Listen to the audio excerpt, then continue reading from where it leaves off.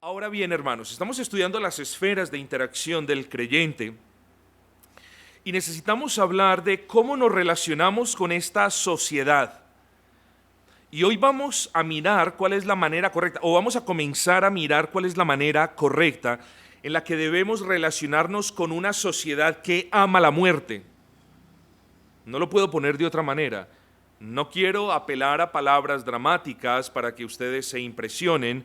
Espero que nunca lo sean, pero es bueno decir las cosas en amor, con claridad, pero vivimos en una sociedad cuyo grado de perversidad ha llegado al punto en el que podemos decir que la sociedad en la que vivimos de una u otra manera ama la muerte. Si usted sale y le pregunta a las personas que si ellos aman la muerte, todos ellos le van a decir que no.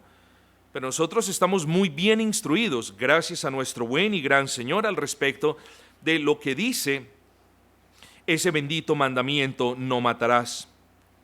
Pero mis amados hermanos, además de la inmoralidad sexual que se manifiesta en esta sociedad de manera descarada, ahora también esta sociedad se quiere convertir de alguna manera en promotora de la muerte. Para ser más precisos en las palabras que usamos, en promotoras del asesinato. Usted ya me va a comprender a medida que consideramos este punto. No obstante, estimados hermanos, para entender el asesinato, hay primero que hablar de la muerte, y para hablar de la muerte tenemos que comprender la palabra vida.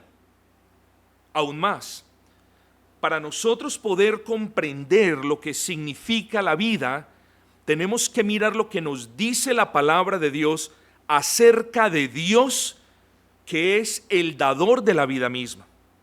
En otras palabras, hermanos, no es posible hablar de la vida sin hablar del origen de la vida, y no se puede hablar del origen de la vida sin hablar del Dios de vida. Así que espero que usted comience a hacer estas correlaciones y comience a entrelazar estas verdades que desde ahora estamos presentando. Lamentablemente, hermanos, como lo hemos dicho en varias ocasiones, vivimos en una sociedad que se esfuerza, se esmera, ellos sí que son diligentes en ignorar la existencia, la bondad, la misericordia y la benevolencia de nuestro bendito Dios y Señor.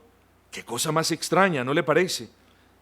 Tenemos el testimonio de la palabra del Señor que nos dice en el Salmo 119 que los cielos cuentan la gloria de Dios y el firmamento anuncia la obra de sus manos, y los seres humanos, creados a imagen y semejanza del Dios Altísimo, no lo hacen. Así de mal estamos, hermanos. La creación de Dios habla de Dios, y nuestros vecinos y la sociedad en la que nos encontramos niega a Dios, o pretende al menos negarlo.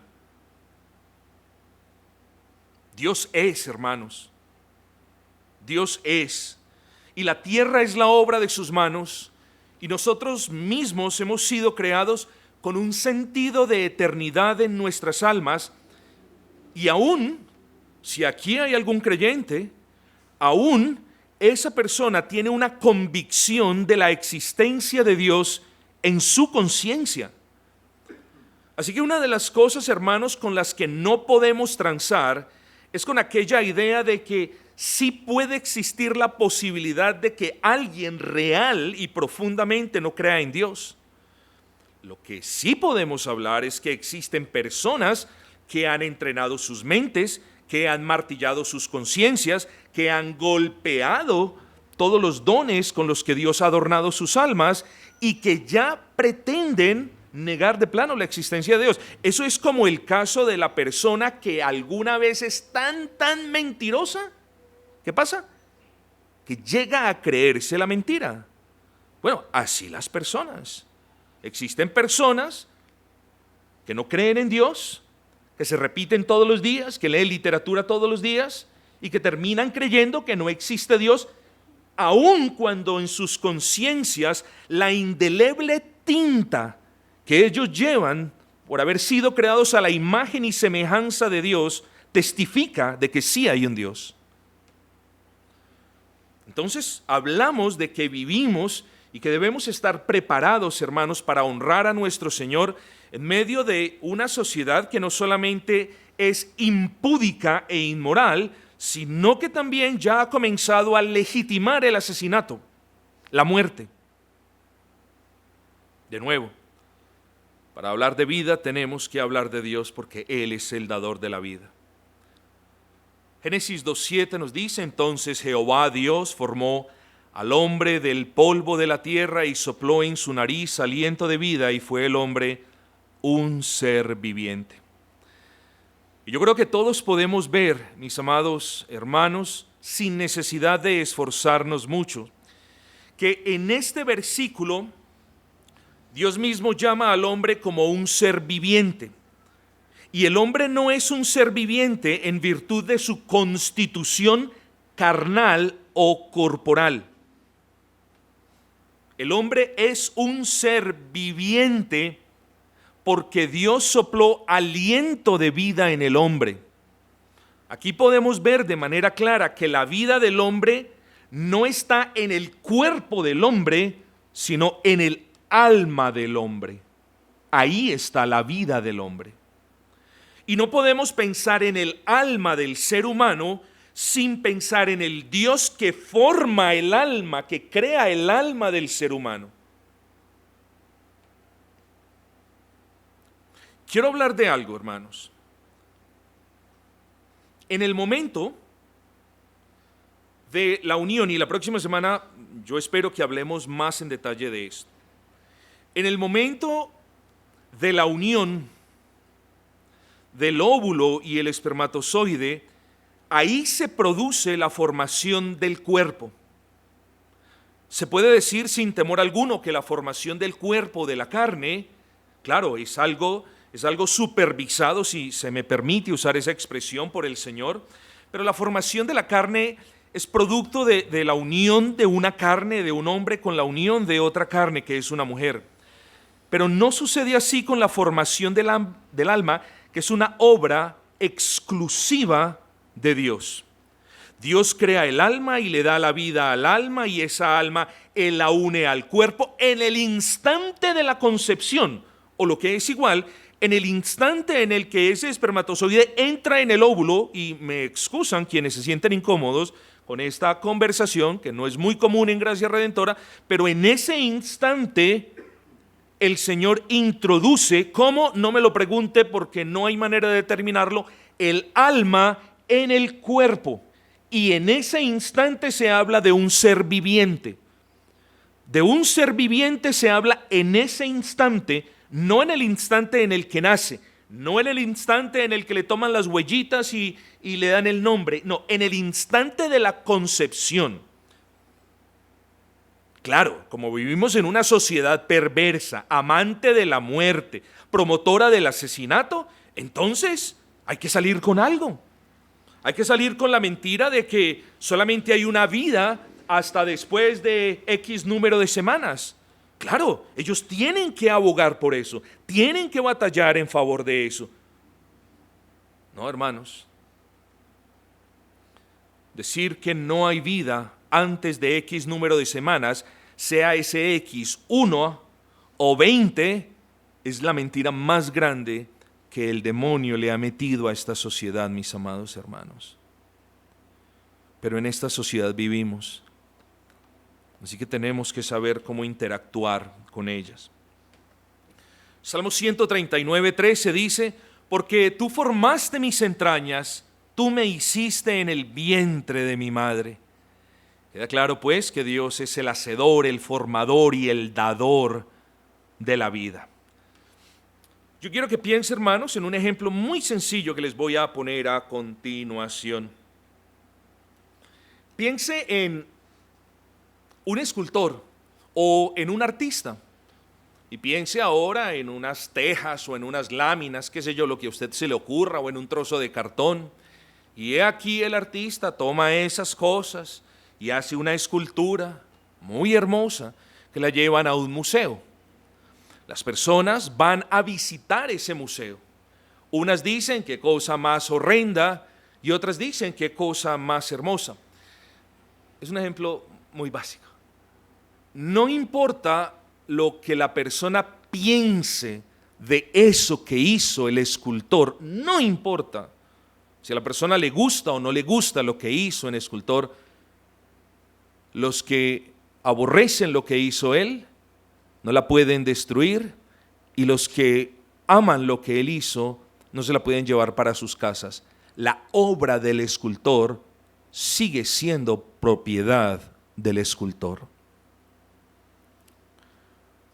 La Escritura, en un par de apartes, nos dice que Dios es un alfarero y habla de nosotros como si fuésemos barro. Y entendemos que Dios es quien nos forma y quien nos da la vida. ¿Y saben por qué les puse el anterior ejemplo, hermanos? Porque lo mismo sucede con el Señor. La vida que un ser humano tiene no es ni de los progenitores, y estrictamente hablando, y vamos a hacer unas salvedades más adelante, no es ni de los progenitores. La vida que Dios le da a un ser humano no es ni siquiera de ese ser humano, para que ese ser humano disponga de la vida como a él bien le place, y mucho menos de la sociedad o de los gobernantes para que ellos dispongan de cuándo comienza o se acaba la vida.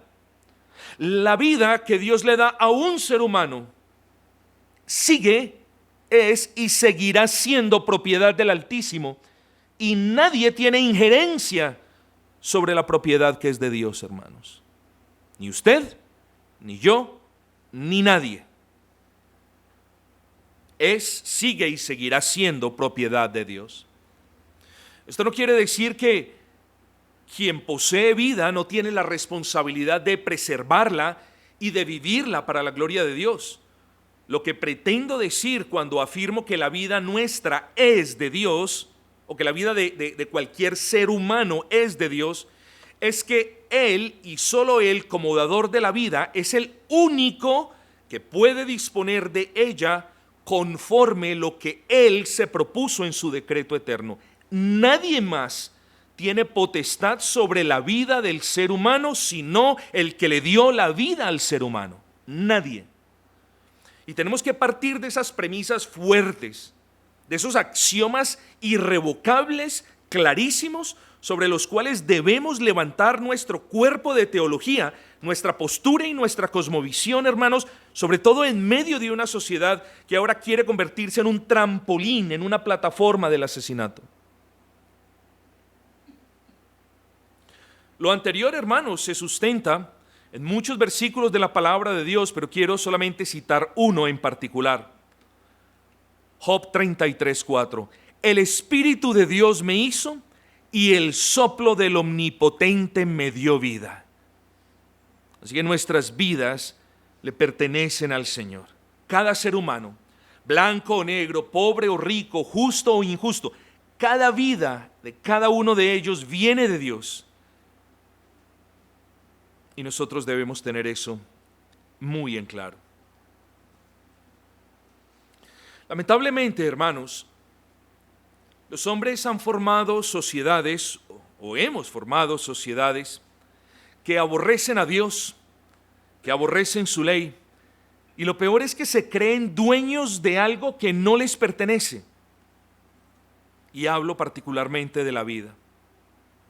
Aborrecen la ley de Dios, aborrecen los mandamientos de nuestro Señor, aborrecen ese mandamiento: no matarás. Ese no matarás, yo quiero que usted entienda algo. Hay expresiones que se formulan de manera positiva que no son absolutas, pero hay expresiones que se deben interpretar a la luz del contexto y del origen mismo o de la etimología de la palabra, que nos obligan y que nos muestran a determinar que no solamente es positiva, sino absoluta. Este no matarás es un absoluto pleno. Es decir, no matarás en ninguna de las formas que usted sepa o que otros puedan inventar más adelante. Este no matarás es simplemente no matarás en el pleno y absoluto sentido de la palabra. Así que cuando nosotros vemos las prácticas de la sociedad, entre otras, el aborto y la eutanasia, de las que vamos a hablar, Dios permitiendo, la próxima semana, vemos todo lo contrario a lo que Dios nos ordena en su palabra. No importa cómo la sociedad lo pinte, no importa cómo lo quiera justificar, no importa nada de lo que se diga o de lo que se calle, no matarás es simplemente no le quitarás la vida a nadie y no te quitarás tu propia vida porque no te pertenece.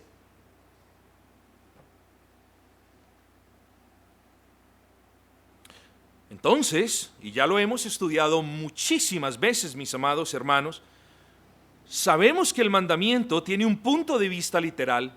Hemos hablado de esa literalidad. Hemos visto los aspectos, las obligaciones e implicaciones espirituales de ese mandamiento. Y hemos considerado también cómo el mandamiento nos conduce a la procura de virtudes opuestas. ¿Qué significa la procura de virtudes opuestas? Si el mandamiento dice no matarás, nosotros no solamente debemos tener cuidado en no hacerlo de manera explícita, de manera literal o de manera implícita, sino que también debemos procurar las virtudes opuestas. ¿Cuáles son esas virtudes opuestas? Bueno, la más grande de todas las virtudes opuestas es que todos nosotros debemos estar involucrados en la preservación, en la conservación y en la defensa de la vida.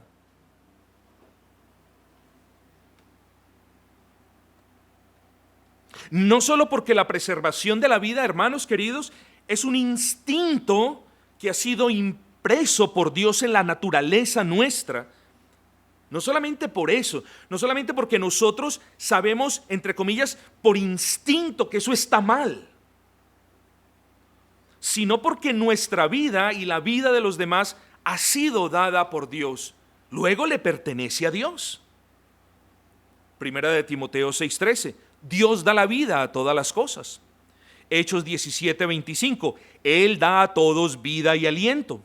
Nehemías 9:6. Solo tú eres el Señor, tú hiciste los cielos de los cielos, con todo tu ejército, la tierra y todo lo que en ella hay, los mares y todo lo que en ellos hay. Tú das vida a todos ellos.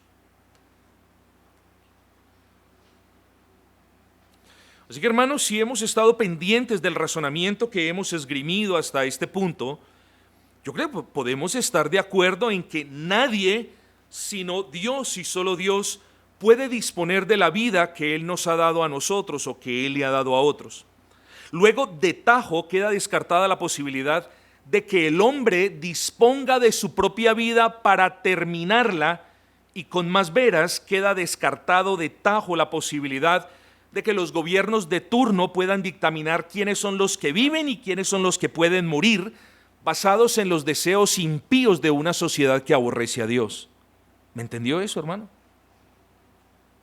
Nadie, sino Dios, puede disponer de la vida. Nadie sino Él.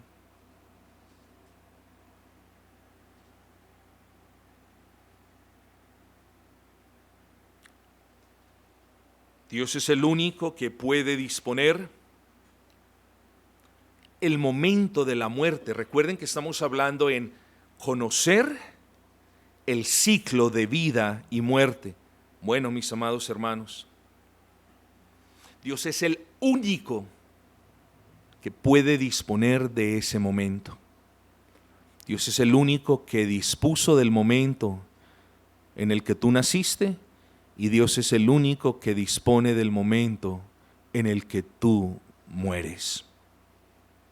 Dios, estimados hermanos, entonces no solamente es el dador de la vida, sino que es también el que la puede demandar, el único que la puede demandar. Dios no solamente es el que permite que una mujer dé a luz, sino que Dios es el único que puede demandar de ese hijo que ya entregue o expire y que vaya a rendir cuentas. De ahí que los pasajes que les voy a leer a continuación son muy claros, mis amados hermanos. Cuando hablamos de nuestro Dios, entonces no solamente hablamos del Dios que da vida, sino que el Dios que mata también. No se asuste por eso, no le estoy diciendo nada malo. Él es el que da la vida, y si usted le ha prestado atención a los argumentos, Él es el único que la puede quitar. Deuteronomio 32:39. Ved ahora que yo soy el Señor, y fuera de mí no hay Dios. Y dice, yo hago morir y hago vivir. Primera de Samuel 2:6. El Señor da muerte y da vida. Así que, mis amados hermanos, ni usted, ni yo, ni nadie puede disponer de la vida que hemos recibido del Altísimo. Con estos conceptos en claro, creo que ahora podemos comenzar a entender un poco mejor eso que hemos denominado el ciclo de vida y muerte, obviamente establecido por Dios. En la eternidad pasada, Dios estableció en su decreto eterno todo lo que habría de acontecer en el futuro eterno. Es la manera mejor en la que podemos expresar esta realidad infinita entre criaturas finitas como nosotros. Esto es, Dios estableció para todos y para cada uno de nosotros, como lo argumentamos hace un momento, el momento en el que debemos de nacer, el tiempo en el que vamos a vivir y el momento, el tiempo y las circunstancias en las que vamos a morir. La Escritura también nos enseña esto, mis hermanos, esto del ciclo de la vida y la muerte, entendiendo que no es un ciclo en el que todo termine, sino más bien que es cuando el ciclo se termina, comienza una realidad eterna de índole espiritual. Esto está sustentado por la palabra del Señor. Y haríamos bien, hermanos, en acordarnos de ese famoso versículo de Eclesiastés, capítulo 3, versículo 2. ¿Ustedes se acuerdan de ese versículo? Hay tiempo de nacer y hay tiempo de morir. Hay tiempo de nacer y hay tiempo de morir. Y yo quiero abrir un paréntesis porque nadie, ya lo he dicho muchas veces, nadie puede interrumpir o puede afectar eso que Dios ha dispuesto. Y no obstante, todos los días vemos asesinatos, cuestiones contrarias a la voluntad preceptiva de Dios, pero cuestiones no contrarias a la voluntad eterna de Dios. El asesinato es algo que Dios prohíbe y aborrece. No obstante, las personas lo cometen. Pero aún así, todo reposa, y de eso vamos a hablar en el día del Señor, cuando estudiemos la confesión de fe. Todo reposa dentro del decreto soberano del Altísimo. Pero de nuevo, hay un tiempo de nacer que Dios lo estableció y hay un tiempo para morir. Y ninguno de nosotros, hermanos, escuchen, tiene la potestad o de matar, o de acortar la vida, o de dejar de preservarla, mis amados. Repito, ninguno de nosotros tiene la potestad ni de matar, ni de hacer algo para que la vida de alguien o la nuestra se acorte, ni tampoco podemos negarnos a preservarla. Estoy hablando en términos generales. Hay cuestiones y minucias particulares y cada una de ellas se debe examinar a la luz de las circunstancias, pero generalmente hablando, si puedo hablar de una o dos excepciones que se vienen a la mente, son muchas. Somos llamados, estimados hermanos, a siempre esmerarnos por preservar la vida de las personas. Entonces, ¿qué significa esto en términos prácticos? Y yo sé que le estoy repitiendo algo que usted ya sabe, pero estamos hablando de honrar al Señor en estos asuntos. Entonces, no matarás significa en términos prácticos que no podemos matar, eso es obvio, que no podemos participar en ninguna actividad que busque la terminación de la vida, porque todas esas actividades o prácticas que busquen la terminación de la vida son prácticas inmorales y mundanas y totalmente foráneas a la enseñanza de la palabra de Dios y al mandamiento del Altísimo. Debemos entender que no tenemos participación ni en la creación de la vida, ni en la sustentación de la vida en el sentido primario de la palabra, pero tampoco tenemos arte ni parte en la extinción de la vida. Ese ciclo de vida yace en las manos del Altísimo y todo lo que Él disponga es bueno en gran manera. Así que, mis amados, debemos participar activamente en la preservación de la vida, de nuestra vida, de la vida de nuestros hijos, de la vida de nuestros familiares, y nunca, por el contrario, deberíamos participar ni directa, ni indirectamente, ni implícita, ni explícitamente con personas, organizaciones o ideales que busquen matar o dejar de preservar la vida o acortar la vida. Y entonces hablamos de conceptos como el aborto y la eutanasia. Estas cosas deben ser aborrecibles para todos nosotros como creyentes. Entonces, hablemos un poquito de la muerte para terminar así este estudio introductorio que vamos a continuar la próxima semana, considerando cuestiones un poquito más profundas acerca del aborto. La muerte, y en términos que nosotros podamos como comprender. La muerte, hermanos, en términos generales, solo debería darse, uno, por causas naturales. Dos, por situaciones providenciales como accidentes y desastres naturales. Y tres, últimamente, sí debería existir la muerte a quien le ha dado muerte a otra persona.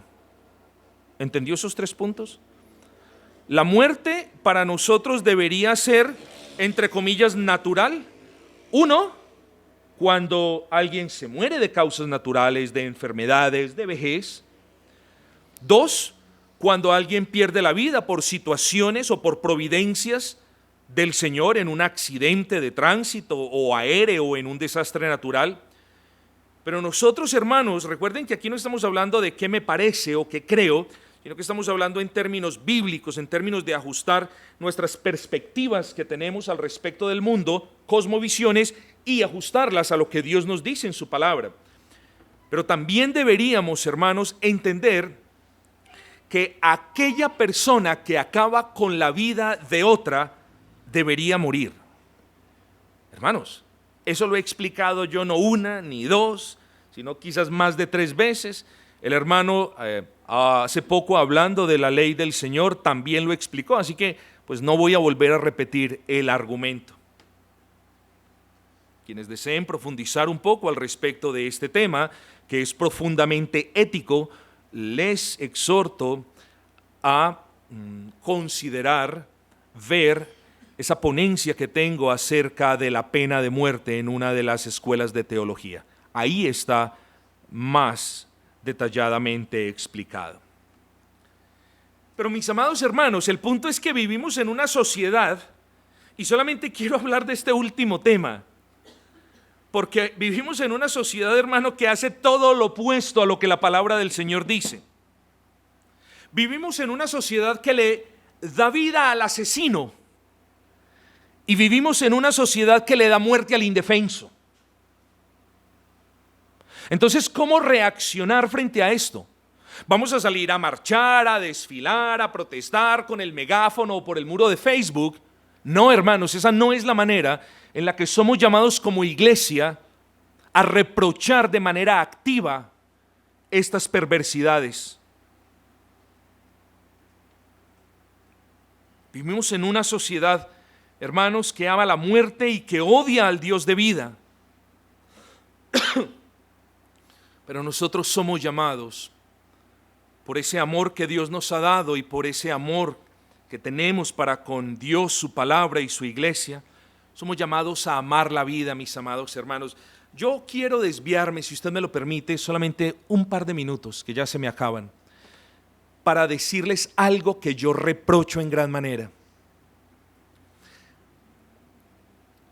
Entre nosotros había una hermana, ya no se congrega con nosotros, pero había una hermana a quien yo estimaba mucho, muchos de ustedes seguro la conocen.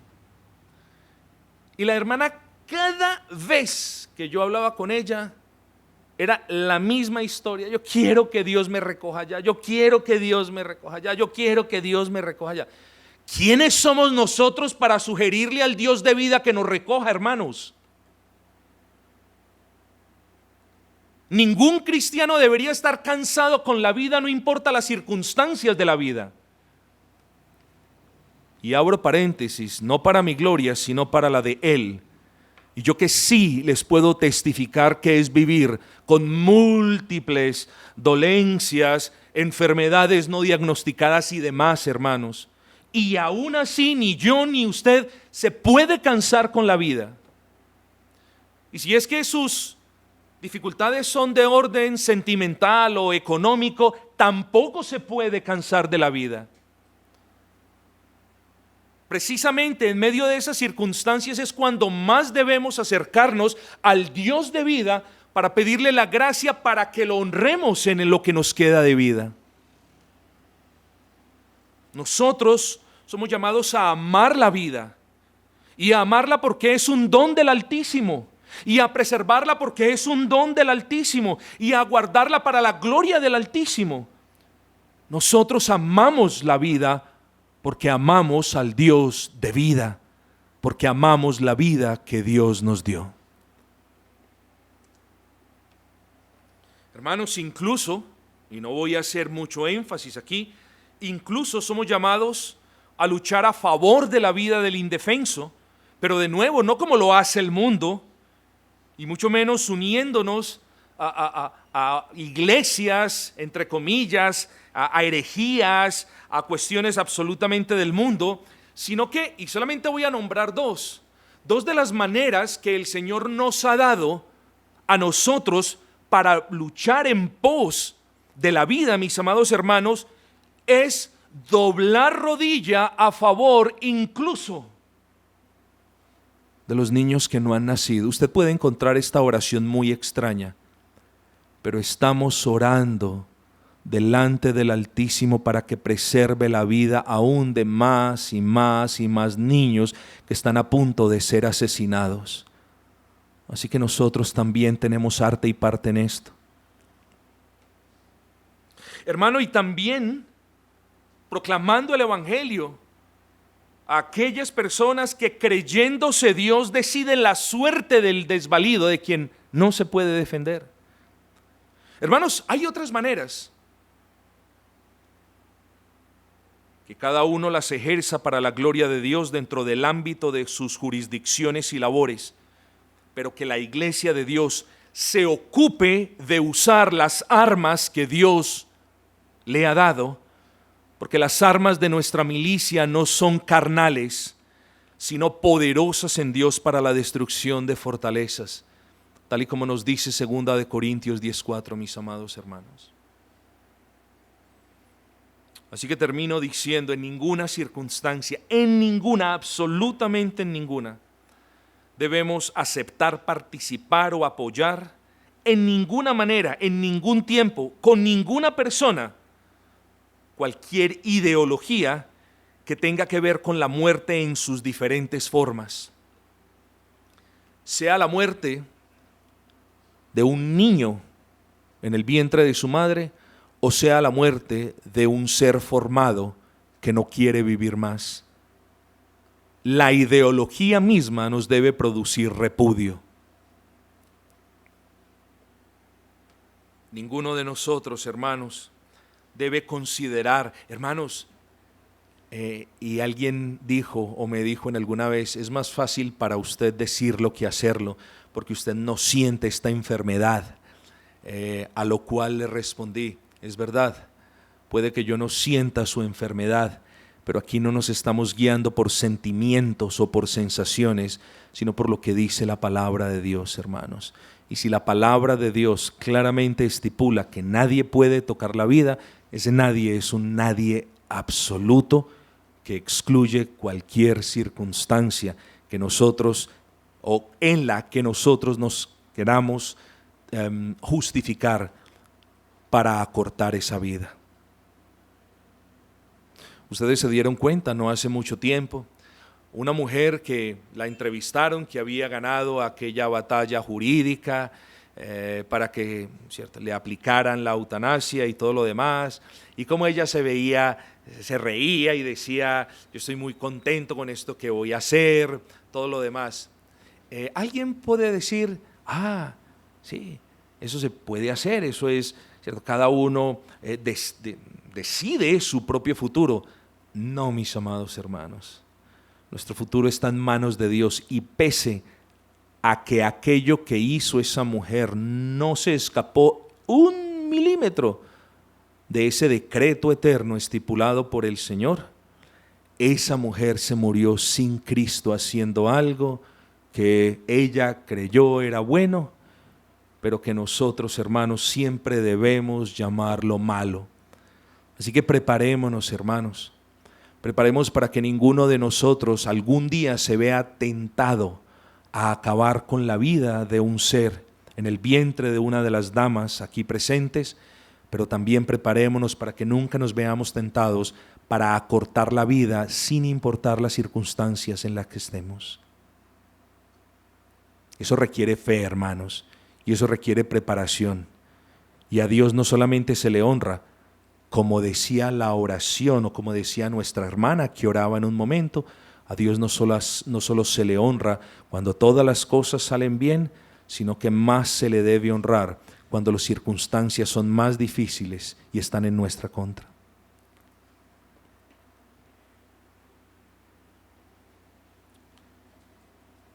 Distanciémonos, separémonos por completo de cualquier cosa, persona, idea, actividad, manifestación, expresión que vaya en contra del sexto mandamiento: no matarás.